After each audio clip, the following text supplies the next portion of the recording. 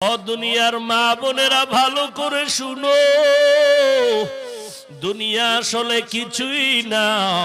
যেই ফেরাউন আমার আল্লাহর সাথে গাদ্দারি করলো, সেই ফেরাউনের ঘরে আল্লাহ পাক এমন দিনের বাতি জ্বালাইলেন বিবি আসিয়ার মাধ্যমে, যেই আসিয়া সম্পর্কে আল্লাহর নবী বলেন, হাসরের এই কঠিন সময়ে কেউ কারো পরিচয় দিবে না। ওই সময় 4টা মহিলার জন্য জান্নাতের 8টা দরওয়াজা খোলা হয়ে যাবে।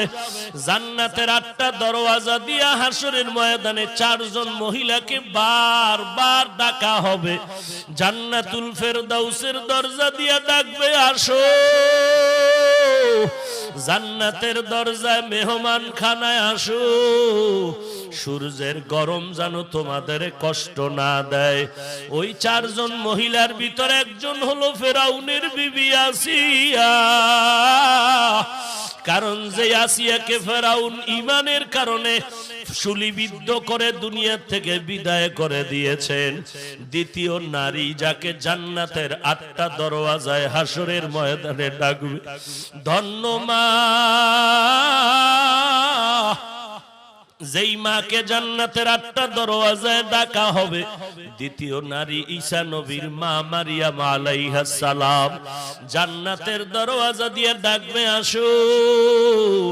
3 নম্বরে মা খাদিজা রাদিয়াল্লাহু আনহা।